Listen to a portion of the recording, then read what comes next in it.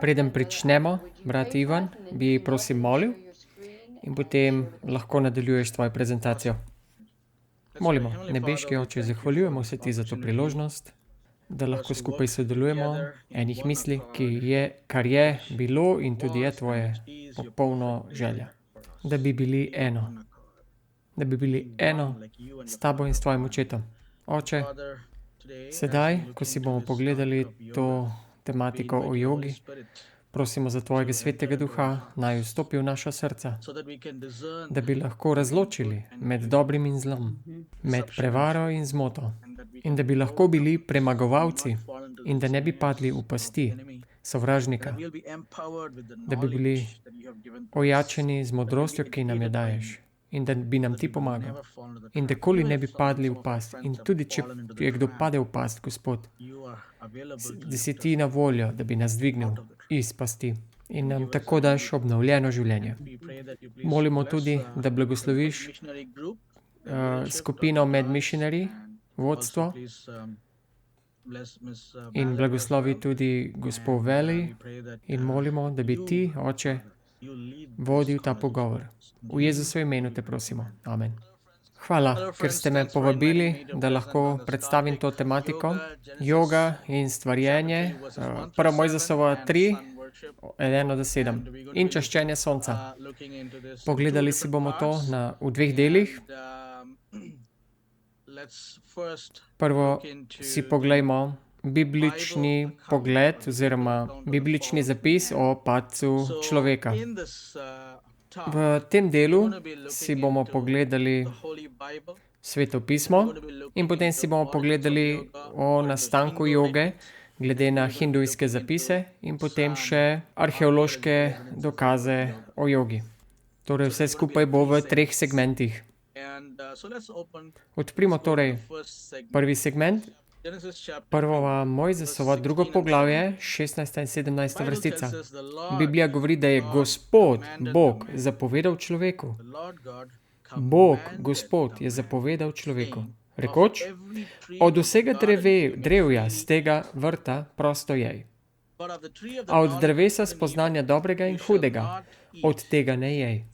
Zakaj tisti dan, ko boš jedel od njega, gotovo zapadeš smrti. Torej, Gospod Bog je zapovedal človeku, zato da lahko je iz vsakega drevesa. Prosto. Ne sme pa jesti z drevesa spoznanja, torej drevo spoznanja, modrosti. In Bog je rekel, ne jej od tega drevesa. Torej spoznanja dobrega in zla. In če boš jedel, boš sigurno umrl.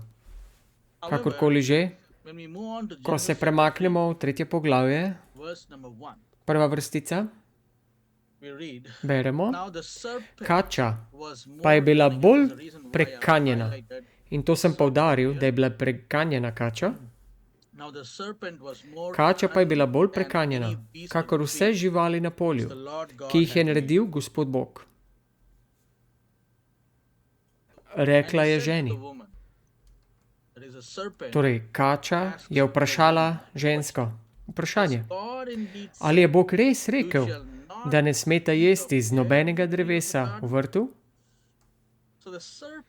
Torej, kača, bolj prekanjena kot katerakoli druga žival na polju, je vprašala vprašanje ženo. Ali je Bog res rekel, da ne smeta jesti z nobenega drugega drevesa na vrtu? In žena rekla kači, od sadu drevja v vrtu jeva, le z drevesa sredi vrta, je rekel Bog, ne jejta sadu, tudi dotikajte se ga ne, sicer bosta umrla. 4. vrstica. Kača pa je rekla ženi, nikakor ne bosta umrla. V resnici Bog ve, Elohim tukaj piše hebrejsko, v resnici Bog ve, da bi se vama tisti dan 3 stvari se bojo zgodile. Ko bi jedla, se pravi, odprle se bojo oči in bi postala kakor Bog, kakor Elohim, poznala bi dobro in hudo. Torej, te 3 točke V teh 3 točkah je kača lagala ženi. Hkrati pa je rekel tudi, da sigurno ne bo umrla. In seveda, ko je rekel, da bo spoznala dobro in zlo, to je res, ker do takrat nista vedela, kaj je zlo. 6. vrstica. Žena je videla, da je drevo dobro za jed. Torej ne samo sadež. In ona videla, da je drevo dobro za jed. Drevo spoznanja dobrega in zla. Dobro za jed. Torej mikavno za oči in vredno poželenja, kar daje spoznanje. Vzela je torej od njega sadu in jedla. Sledila je svojemu srcu, namesto da bi sledila Božji zapovedi. Sledila je temu, kar je želela storiti. To, kar je čutila, da se je zdelo dobro. To je naredila. Torej sebe je prepričala, da lahko vsekakor vzame sadje od tega drevesa in je. Tudi svojemu možu je dala in tudi on je jedel. In tako je bila Božja zapoved kršena v Ednu.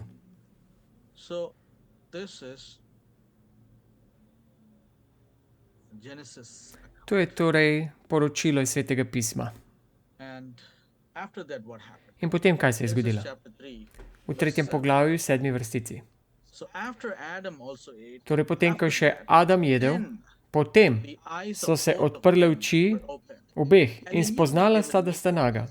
Sešila sta si predpasnike iz smokvinih listov. In z namenom sem tudi podaril te liste, smokvine liste, zapomnite se jih. Torej, potem, ko so njihove oči bile odprte, sta ugotovila, da sta naga in sešila sta si smokvine liste in si naredile pokrivalo iz teh listov. Pregovorih 14:12 piše: nekatera pot se zdi prava človeku, toda njen konec je pot v smrt. In tako sta čutila, da se jima zdela prav, da pojesta sadež iz drevesa spoznanja dobrega in zla in prekršita Božjo zapoved, in to je vodilo v smrt za vso človeško raso. Torej, če si želimo to pogledati od točke do točke, da še enkrat povzamemo, Božja zapoved je bila kršena. To je bila strategija. Kača je ženi dala občutek, da se je zdela, da je manjša, manj vredna, da ni zadostna, čeprav je že bila popolno narejena. In tako Adam in Eva sta imela oblast na zemlji, po vsem univerzu. In dobila sta blagoslov od Gospoda, da se plodita in množita. In Bog je stvarnik vsega življenja in Adamu je tudi dal dar stvarjenja življenja kot možu in ženi, človeštvu. Na drugi strani pa je kača govorila ženi. Kača je ženo skušala, da je prekršila Božjo zapoved. In žena je sledila njenim mislim namesto Božji zapovedi. Jedla je iz drevesa dobrega in zla, potem je to dala možu in mož se je tudi odločil prekršiti Božjo zapoved. Zato je jedel in tako sta postala naga in sta se oblekla v sešite smokvine liste. Torej na levi imamo sliko, tako kot oče, tako kot tudi hčera. Bog, karkoli ima Bog v svoji moči. Malo je bilo ponujeno, ampak Bog je to dal človeški rasi, pred grehom. In blagoslovijo Adama in Evo, da se lahko plodita in množita. Blagoslovijo ju, da imata oblast na tem majhnem kosu univerzumu na zemlji. In naredil jo je kralja in kraljico tega planeta Zemlje. Na drugi strani pa, zato ker sta prekršila Božjo zapoved in Bog je tudi lastnik vsega, kar je v univerzumu, in zato ker nista ubogala stvarnikove zapovedi, je greh vstopil in je pokazal, komu sta zvesta, kači, sovražniku. Potem, ko se preselimo v Novo zavezo, 2. Korinčanom 11, vrstica 3, nam Pavel pove: bojim se pa, da bi se, kakor je kača Evo preslepila svojo zvijačo, morda tudi vaše misli spačile in oddaljile od preproste vdanosti do Kristusa.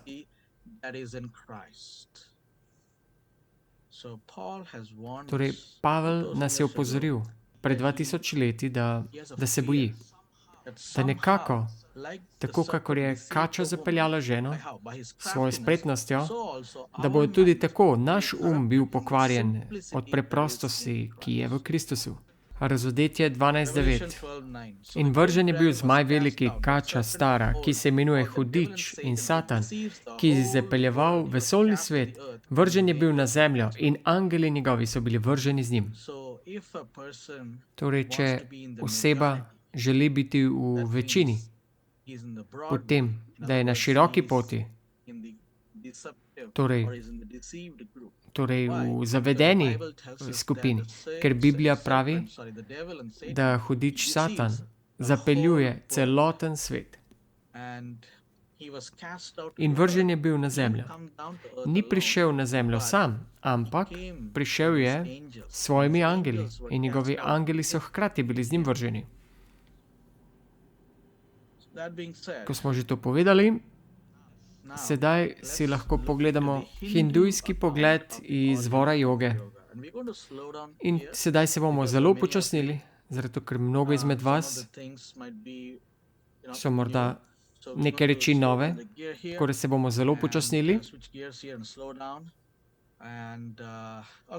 Torej, prva osebnost oziroma glavna osebnost ali pa druga glavna osebnost, ki je pri jogi, je nek modrec z imenom Patanjali. Patanjali se imenuje kot avtor joge sutre. Sutra pomeni načela oziroma modri izreki. To je sanskrit beseda in sanskrit je starodavni indijski jezik, ki se še uporablja danes.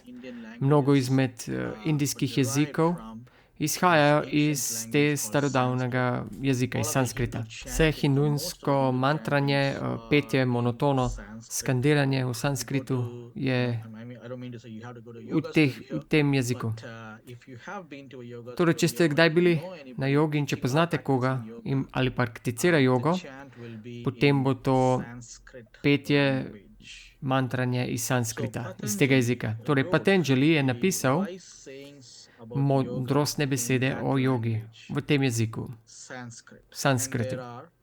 In večina hindujcev pravi, da obstaja 195 modrih izrekov o jogi, ki jih je napisal Patanjali. Kdo je bil Patanjali? Patanjali je avtor vseh načel iz joge. Torej, ni bistveno, ali gre za raztezanje, ni bistveno, ali gre za mrmranje, ponavljanje besed ali česarkoli. Ni bistveno, če gre za joga, karkoli, kar je jogi življenjskega sloga. Vse to je ukoreninjeno v teh joga načelih, ki jih je napisal Patanjali, glede na hindujske vere. Njegovo življenje je zelo obskurno, ker natančne detajle o njegovem rojstvu, življenju in osebnosti v bistvu jih ni. Torej, hinduizem ne pove, nihče ne pove, ok, Patanjali je živel takrat in takrat na tistem kraju in počel te stvari v svojem življenju. Obstajajo ljudje, ki pravijo, da je živel v Južni Indiji, nekateri pravijo, da je v Severni Indiji, ampak to ni jasno. In vkljub te nejasnosti, to ne odvzame te zasluge, kar jih je naredila joga sutra. Vse te joga učitelji, še posebej te, ki so bili izurjeni uradno, vsi so slišali za Patanjalija.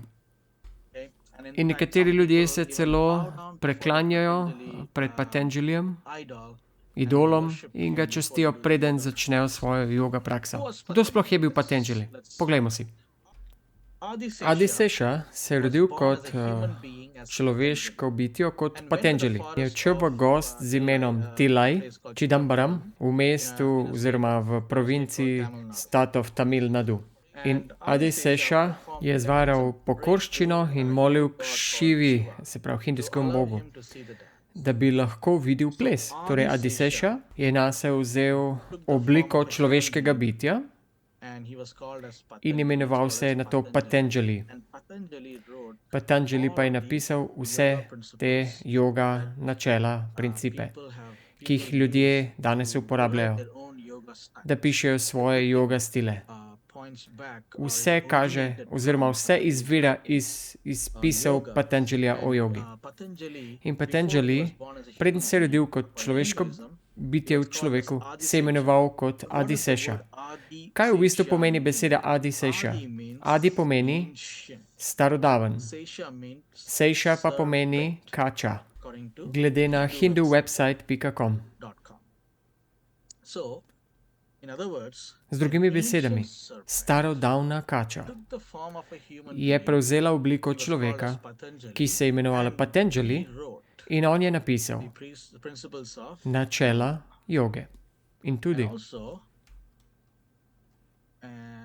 se imenuje tudi Anantasesha. Preberimo ta citat iz zelo popularnega jogo guruta. Iyengar, on je zelo popularen in njegovi joga stili so zelo popularni. Torej citat pravi, torej Patanjali se smatra, da je tudi inkarnacija Anante, vira vse modrosti, v sanskriti to pomeni Nana, in Šeše, 1000-glavemu vladarju kačje rase, za katerega menijo, da varuje skrite zaklade zemlje. Ananta prikazuje torej kavč, na katerem počiva bog Višnu. On je gospod kač in ima mnogo kačjih glav, kar predstavlja vse navzočnost. Mnogo jogev se priklanja pred Ananto, preden začnejo njihovo dnevno joga telovadbo. Torej imenuje se tudi modra kača oziroma Anantasesha. In kot sem že omenil prej, mnogo jogijev se priklanja temu starodavni modri kači, preden pričnejo njihove dnevne prakse v jogi. Patanjali je nihče drug kot starodavna modra kača, avtor vseh praks iz joge in načel. In tu imamo sliko, kar hindujci trdijo. Seveda je to v sanskritu napisano in to so spisi modrih izjav Patanjalija, tega starodavne modre kače, ki je v človeški podobi bila. In nekateri hindujci pravijo, da je on živel pred približno 2000 leti. Nekateri pravijo, da je živel pred 18 000 leti. Torej, kakorkoli že. V povprečju ljudje pravijo, hindujci pravijo, trdijo, da je Patanjali napisal te joga načela približno 2000 let, pred 2000 leti. In to so te modri izreki in tukaj so 4 poglavja in v drugem poglavju iz leve strani tu piše tako imenovano 8 udov joge. Pripričan sem, da jih poznate 8 zakonov zdravja iz Biblije, na drugi strani pa v jogi obstaja 8 udov joge. In to najdemo v tem drugem poglavju. Teh spisov, ki jih je napisal neka stara modra kača, ki je postal človek in postal Patanjali. In v teh 8 udih joge, eden izmed udov je tudi asana, kar je v bistvu to raztezanje. Nek drugi ud je dhyana, kar je meditacija. Patanjali definira jogo v sutrah, kjer se odstranje omejitve za spremembo uma. V Filipljanih 2:5 pa piše: to mišljenje bodi v vas, ki je bilo v Kristusu Jezusu. Biblija nam pove, da moramo imeti značaj Jezusa Kristusa. Naš se mora spremeniti iz grešnih misli k pravičnosti, iz grešne narave k pravičnosti, svetosti. In to se učimo iz Biblije. Ampak joga uči ravno nasprotno tega. Da vse te omejitve Patanjali definira jogo kot omejitve za spremembe uma. Torej, da ne dovoli umu, da bi se popravil, spremenil, ampak ga omeji in ga ohrani v določenem stanju. Jaz bom prebral sedaj tudi iz komentar za enega izmed teh načel iz joge, ki jih je napisala starodavna modra kača v hinduizmu. Božansko v nas, torej božansko v nas, je nenehno razsvetljeno. In to je notranja svetloba božanskega je tista, ki osvetljuje naš notranji in zunanji svet. Ko je naša notranjost očiščena, božanska svetloba se osvetli celotno našo notranjo obliko življenja. Duhovne prakse ne razsvetljujejo božanskega, le očistijo da lahko svetloba božanskega iz notranjosti brez ovir prehaja skozi mentalno polje. In tako postanete kot Bog. Svetloba božanskega iz notranjosti, da lahko gre brez ovir prehaja skozi mentalno polje. Še ena izjava od Patanjalija. Izjava je, da je božanskost v nas, v človeku, da ne potrebujemo rešitelja. Zakaj? Zato, ker ne obstaja taka stvar kot je greh in ne obstaja nič takega, kot so zapovedi v jogi. Rad bi vam prebral še eno in potem bi vam rad podelil nekaj osnovnih informacij glede joge. Tretje poglavje Yoga Sutre govori o s tem, ko nezavedne vzgibe pripeljemo v zavestno luč, spoznamo obstoj prejšnjih življenj. Torej, ne boš umrl. Zakaj? Zato, ker se reinkarniraš. Torej, Patanjali je napisal te točke tudi in da si Bog, da je božanstvo v tebi, da sigurno ne boš umrl. In kdo je bil Patanjali? Po hinduizmu je bil to starodavna kača. Hebrejcem 12, druga vrstica. Piše: In glejmo na voditelja in dopolnitelja vere, na Jezusa. Ta je namesto veselja, ki ga je čakalo, s preziranjem sramote pretrpel križ in sedel na desnico Božjega prestola.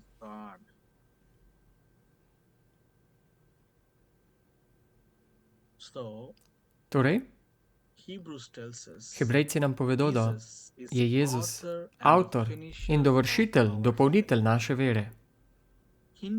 Hinduizem pa uči, da je avtor ni Jezus, ampak gre za starodavno modro kačo.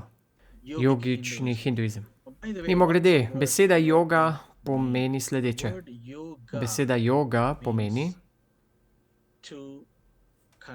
da se povežemo, da postanemo eno, da se združimo. In to prihaja iz sanskrita besede yoga. Jog pomeni, da se združimo, povežemo. In tako beseda joga pomeni, da se povežemo. Da se povežemo s kom? Ali s čim? To si bomo pogledali. Kakorkoli že. Avtor in dovršitelj naše vere pa je Jezus Kristus. Avtor joge pa je starodavna modra kača. Glede na to, kar pravijo hindujci. V hinduizmu pa obstajajo dve poti. Ena pot je ateistična, druga pot pa je teistična.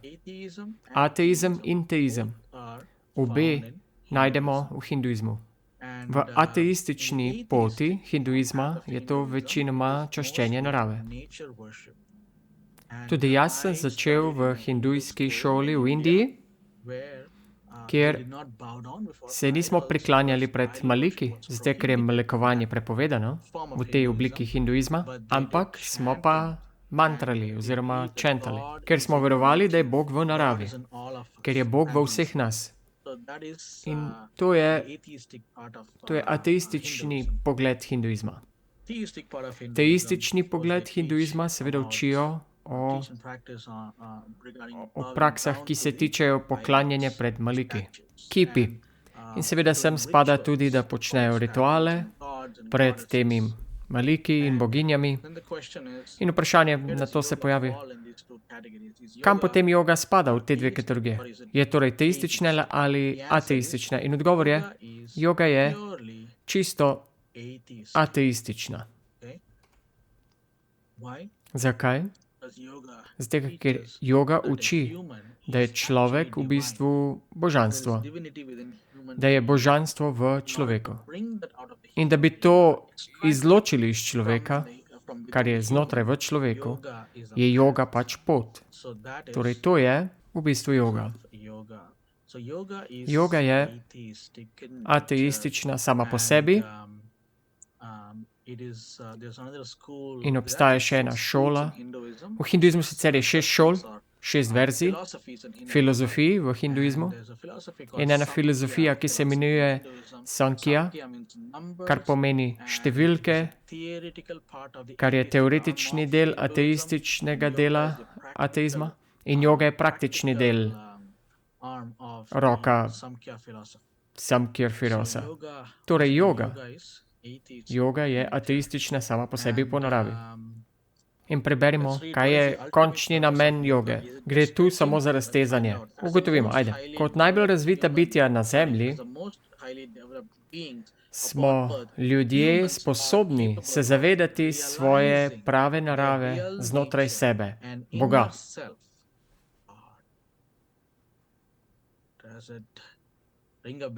Vam to kaj zveni? Kar smo brali v prvi Mojzesovi, 3. poglavje? Bosta postala kakor Bog? Torej tu pravi, da bo joga pomagala človeku v sebi, da se zaveda, da so sposobni se zavedati, da so v bistvu prave svoje narave. Torej, svoje narave, da so Bog.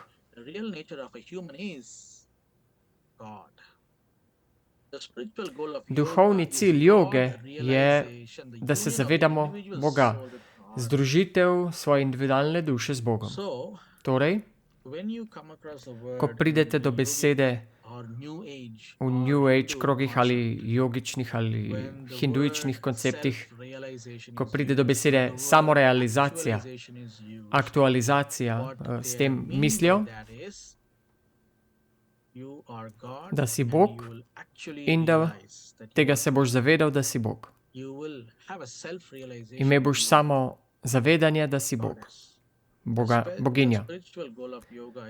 Torej, duhovni cilj joge je posameznikovo zavedanje in združitev, da je Bog in združitev duše z Bogom. In še en citat. Sedaj prihajamo k viru joge, torej starodavna kača v hinduizmu. Ker hinduizem ni vir joge, ampak je kača napisala te načela joge. In on je častil božanstvo z imenom. In nekateri hindujski viri njega povezujejo z čaščenjem Višnuja. Kakorkoli že, obstajajo tudi citati na hindujski strani, da je kača častila. Ampak kdo je v bistvu Šiva? Glede na American Institute of Vedic Sciences, tu piše, torej Veda pomeni modrost, spoznanje, znanje, torej znanost o znanju. Gospod Šiva je med velikimi božanstvi hinduizma najbolj pooseblja prakso joge. Kot Jogašvera, veliki vladar joge, Adi jogi in Maha jogi, vlada vsem vidikom in mimogrede, Adi pomeni starodaven, jogi pomeni tisti, ki prakticira jogo, torej starodavni telovadec joge, Maha pomeni veliki jogi. Jogešvera pomeni Bog, torej Bog joge. Vlada vsem vidikom prakse joge v njej. Torej, če imamo kakšnega adventista, ki bi rekel, samo raztezam se, ne čentam, hinduizem pravi, da je Šiva avtor vse, torej Gospod vseh aspektov joge, kar se tiče telesa, uma in zavesti. Za te, ki želijo razumeti občinstvo joge in vlogo vseh praks v jogi, morajo prvo gledati na Gospoda Šiva, ne na Jezusa Kristusa, Biblije. Ampak, ko pride do joge, moraš prvo gledati na Gospoda Šivo. Ne samo dobesedno, tudi zgodovinsko, ampak kot večno prisotnost joge, kot superiorno zavest, ki je za vsem tem univerzumom. Torej, prebral bi še en citat. Glede na hindu filozofijo je Lord Šiva vir joge. Torej, Lord Šiva, Gospod Šiva, je vir joge. Z drugimi besedami, joga je išla iz njega. Plesal je svet v obstoj in mu podal red. Univerzum se tako vidi kot Nataraža, kar je kozmični ples Šive. Nekateri ste morda že slišali za te besede. Univerzum v duhovnem smislu. Ljudje rečejo, to slišijo predvsem na Zahodu, univerzum, pogovori se z univerzumom, kontaktiraj univerzum, povej univerzumu, vse te New Age knjige, knjiga Secret, Skrivnost, Zakon privlačnosti, Law of Attractions, vse to so v bistvu hindujska učenja. To so hindujska učenja. Koncept univerzuma je iz hinduizma, prav tako. Zato, ker se Šiva smatra kot univerzum v hinduizmu. Torej, če se nekdo pogovarja z univerzumom in nekdo prakticira tudi zakon privlačnosti, karkoli prejme, recimo, da prejmejo BMW-ja, avto, ali postarijo bogati, ali dobijo nov dom in prakticirajo zakon privlačnosti, jim je to vse bilo dano od tega istega božanstva, ki je vir joge, ki se imenuje Šiva. In on ima mnogo imen, mnogo identifikacij in on oblikuje. Na sliki vidimo sedaj obliko vira joge in ta oblika se imenuje Nataraža. Nata pomeni igranje, plesanje in drama, Rađa pomeni kralj. Nataraža. In na desni strani vidite sliko, umetnino in vidite, kako se okače okoli njega. Kobra je bolj specifično. In če si pogledate njegove noge, je tam spodaj mali dojenček, otrok, moški, na katerem on stoji z nogam. Neki hindujci pravijo, da ne gre za moškega otroka, ampak za pritlikavca nevednosti. Torej, pritlikavc nevednosti, to nekateri hindujci pravijo. Ampak kakorkoli že, ima svojo nogo na tem otroku, osebi. V bistvu gre za na glavo obrnjeno prekletstvo, ki ga je Bog dal kači v Ednu. To je na glavo obrnjeno. Torej, Šiva je prikazana tukaj in to je najbolj znana depikcija Šive. To boste našli, to strukturo, v skoraj vseh indijskih restauracijah na zahodu in tudi na vzhodu. To se postavlja tudi, ga imajo postavljenega v Cernu v Evropi, kjer znanstveniki raziskujejo. In indijska vlada jim je to poslala, to veliko zgradbo znanstvenikom v Cernu. V joga kulturi Šiva ni poznan kot Bog. Torej, to je zelo pomembno, da se zavedamo tega. Da v jogi kulturi Šiva ni Bog. Ampak kot prvi učitelj, prvi guru oziroma adi guru, on je adi jogi oziroma prvi jogi. Iz njegove realizacije, kot sem že prej rekel, torej iznotraj njega, torej iz njegove realizacije je postal ekstatičen in plesal vse po hribih in sedel popolnoma mirno. Nenehno se je prepuščal trenutkom mirovanja in norega plesa. To je tudi misel učeno v vseh mnogih New Age skupinah in tudi določenih mnoga joga šolah učijo v bistvu to, kjer igrajo glasbo in pustijo, da učenci oziroma participanti plešejo, kakor se jim pač želi, kakor pač želijo. In potem kar naenkrat se glasba izklopi in druga glasba se zaigra, tako da lahko meditirajo, da so lahko mirni. To je glede na ta hindujski članek, je iz časov Indije, kjer je tako aktivnost počel vir joge, torej Šiva. Univerzum se potopi v Šivo in Šiva v univerzum. Šiva je ultimativna moč, adi jogi. Iz njega izviram in k njemu se bom vrnil. Šiva ni Bog, ni božanstvo, ampak je čista energija, ki nas obkroža v njegovi surovi obliki. Jaz kanaliziram skozi njo in tudi ti kanaliziraš skozi njo. To je iz strani speakingtree.in.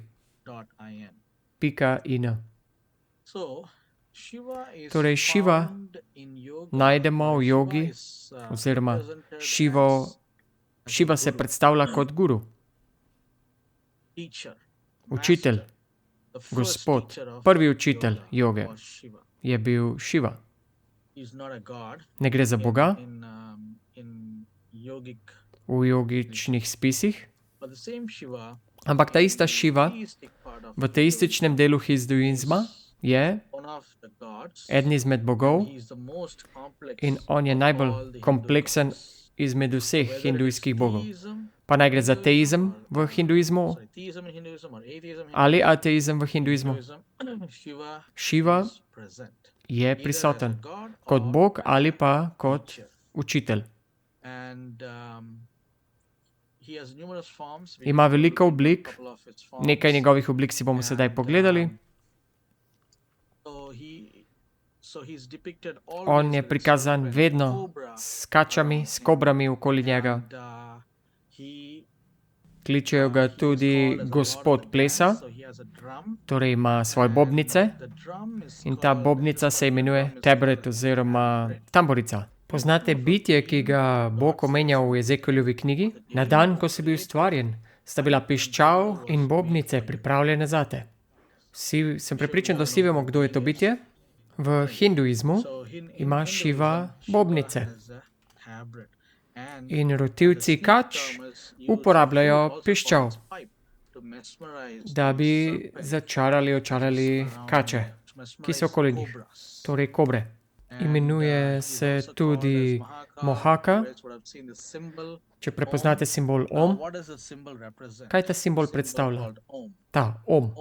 Om predstavlja veliko definicije za Om v hinduizmu, ampak najbolj popularna je, da je to zvok univerzuma, iz katerega je univerzum sam v bistvu ustvarjen, tudi Zemlja. In to hindujci učijo in verjamejo. Obstaja še ena oblika Šive, ki se imenuje Jakša Svarupa, kar pomeni Jakša pomeni gospod nečloveške rase. Torej tuje rase oziroma nezemljan. Svarupa pomeni oblika. Torej Šiva je hkrati v hinduizmu se imenuje Jakša Svarupa. Torej nezemeljska oblika, ki ne pripada človeški rasi. In ja, obstajajo neki hindujski guruji, ki učijo. Enega poznam, zelo popularnega guruja. On je tudi govoril na World Economic Forumu. On uči, da Šiva ni prišel sam na Zemljo. In je pripeljal v bistvu s svojimi prijatelji. In nihče ne ve, iz kje je prišel, ampak prišel od nekje drugod na to zemljo. Skupino prijateljev, ki jih imenuje Ganas. In tu je še ena oblika Šive, kot univerzum, kot vedno, kobra okoli njega. Imenujejo ga tudi najvišji berač, torej najvišji berač. In to lahko vidite eno izmed v roki, kjer drži kobro. In potem po tej sliki bomo vzeli malce pauze in potem bomo začeli drugi del. V tej sliki je prikazan kot Aguri. Aguri je še eno ime. A-G-H-O-R-I. Če vas zanima, si lahko pogooglate na YouTubu. Aghori. Agori so zanimivi celo v Indiji danes, ker častijo Šivatovo jezno lice in seveda izvajajo tudi jogo. Ne želim vam pokazati slik, ker so slike dovolj gnusobne same po sebi. Torej ne želim motiti vašega uma, ampak ne glede na vse, te ljudje, Aguriji, oni v bistvu jedo mrtva trupla. In so hindujci, ko nekdo umre, tudi v ZDA, se pravi, ko nekdo umre, vzamejo truplo pri recimo reki Ganges, kjer imajo nekoga, ki prejme telo, truplo, in truplo je vrženo v reko in Aguriji, ki živijo nekje blizu reke, Ganges, vzamejo telo in ga pojedo.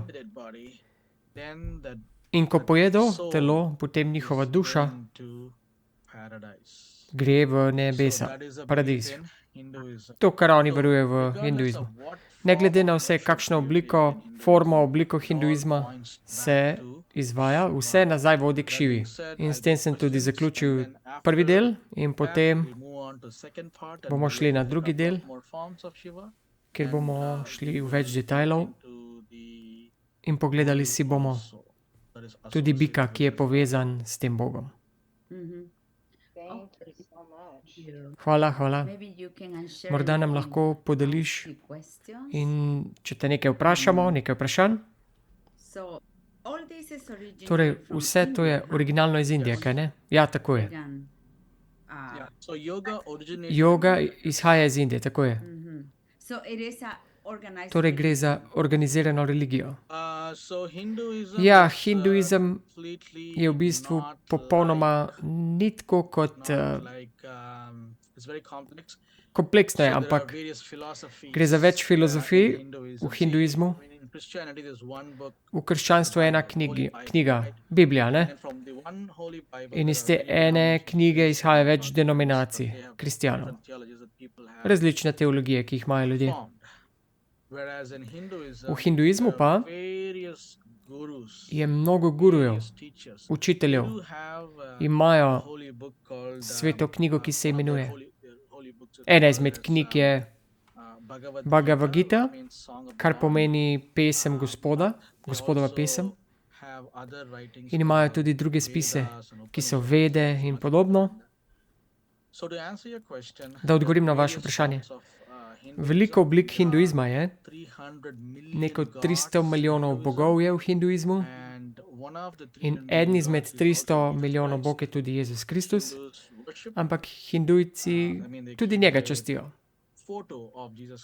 Celo sliko Jezus Kristusa imajo poleg vseh drugih bogov in bogin v svojih templih. Torej, nimajo nič proti Jezusu, ampak za njih je samo še eden izmed 300 milijonov bogov. Ja, tako je. Hindujci imajo načeloma radi Jezusa. Lahko vprašam tudi, rekel si, da obstaja teistična pot? Torej vsi so, ko rečeš, da je nekdo hindu, potem se radi razjasnijo, kakšen hindujc je in ali te, ki prakticirajo jogo, vedo, da ne častijo malikov. Tisti, ki prakticirajo jogo, ne častijo malikov. In vemo, da če vidijo malik čaščečega hindujca, da potem ne bodo prakticirali joge. Je to za njih tako jasno ali ne, ni. To deluje tako. Obstajajo ljudje, ki ne častijo malikov. In kot sem že rekel, jaz sem bil nekaj let v hindujski šoli in jaz sem zjutraj začel z jogo. In ta šola je nasprotovala malikovanju. Torej, ampak jaz sem čental joga mantre, te hindujske mantre, zelo popularne. V hinduizmu 7. dan je najbolj nesrečen dan tedna.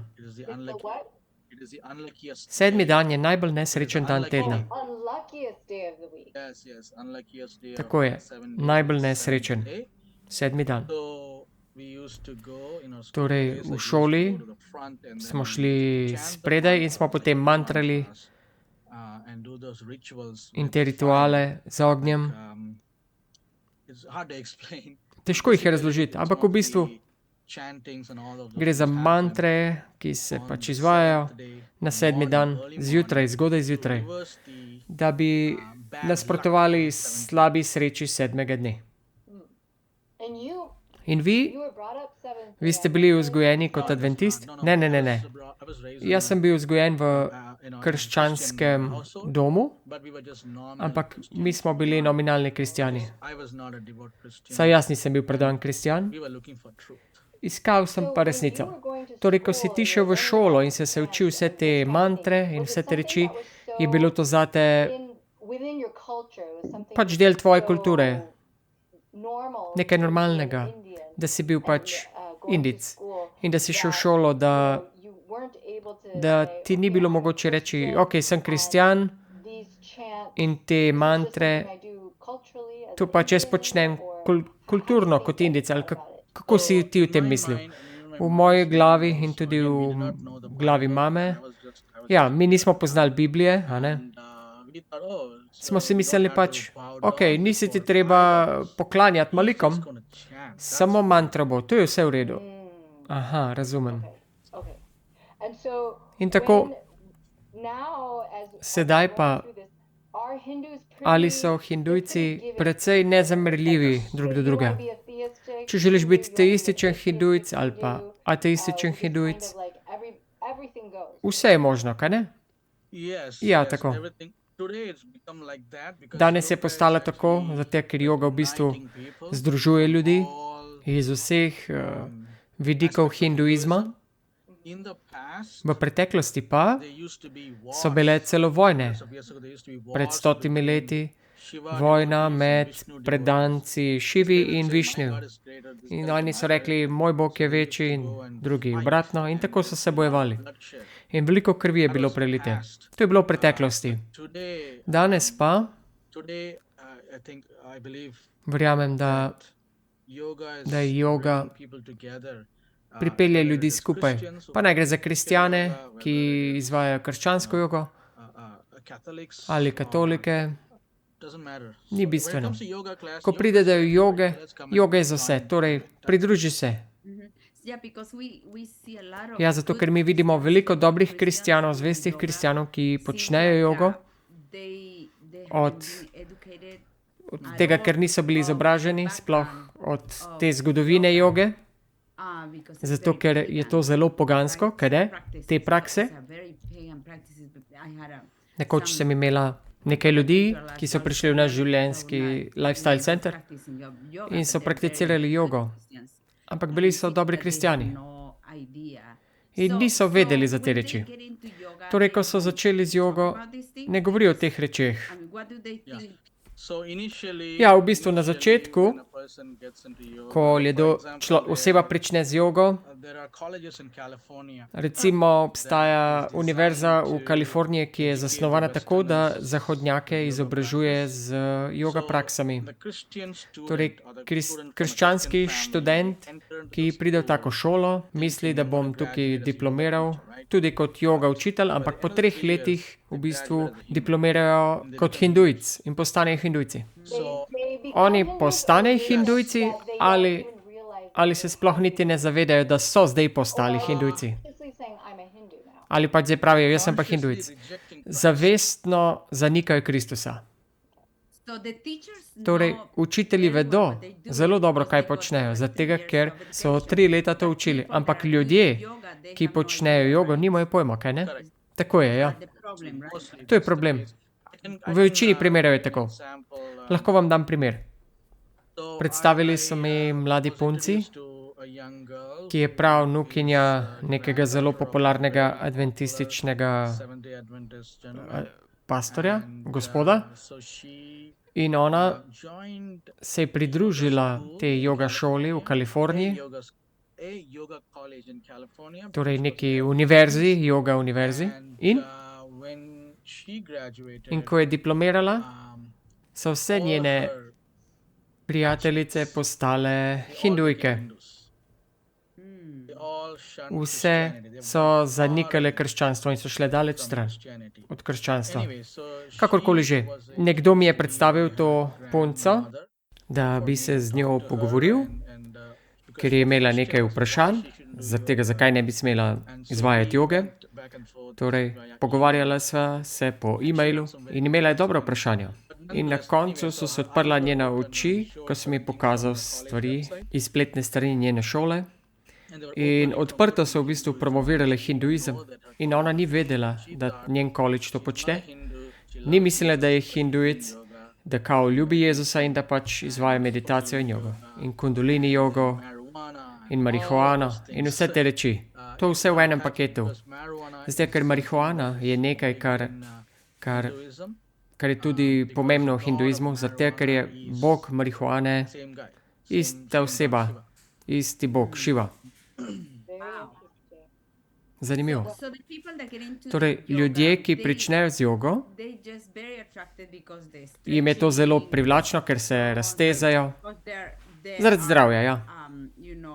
Zaradi tega, ker tudi meditirajo in se počutijo dobro, zaradi tega, ker so pod drugo silo. Kaj ne? Ja, na koncu se v bistvu to zgodi, ja. Na začetku pa ljudje dobijo hitre rezultate in zato tudi učitelji dobro služijo zaradi tega.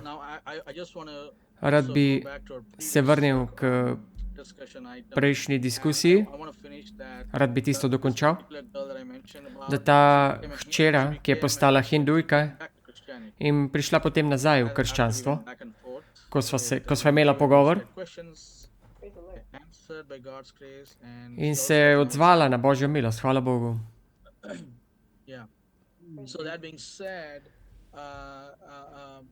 Ko sem sedaj to povedal, ko neka oseba prične z jogo, zdaj, ker ni veliko informacij podanih o hindujski povezavi z jogo in zahodom in vsi v bistvu počnejo jogo. Joga je povsod. Torej v človeškem umu je v bistvu programirano, ok, v redu. Vsi to delajo, večina, tudi jaz bom to počel. In tudi dobijo rezultate. Dobro zgledajo, bolj fit so, bolj fleksibilni kot prej. Torej, tudi meni bo pomagalo.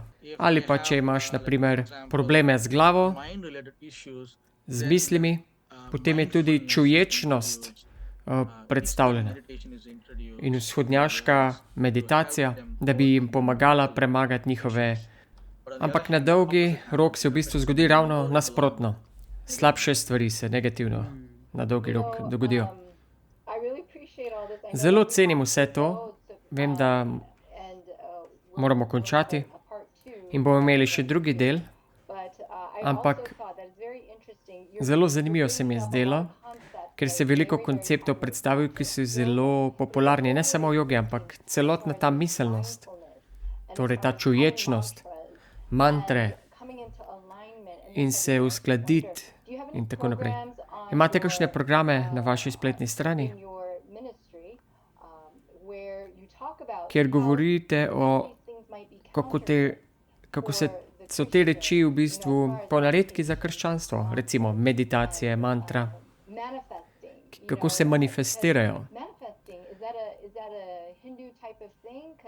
Je manifestiranje hindujska reč? Je to New Age koncept ali, saj veš, so zelo podobni temu, kar vidim v hinduizmu, učenju. Ja, jaz v bistvu sestavljam vsebino za to stran, ker je veliko New Age konceptov, prihajajo v cerkve in krščanstvo, vse povsod. In John Bradshaw me bo intervjuval glede tega in to bo to leto objavljeno. Bo na YouTubu tudi.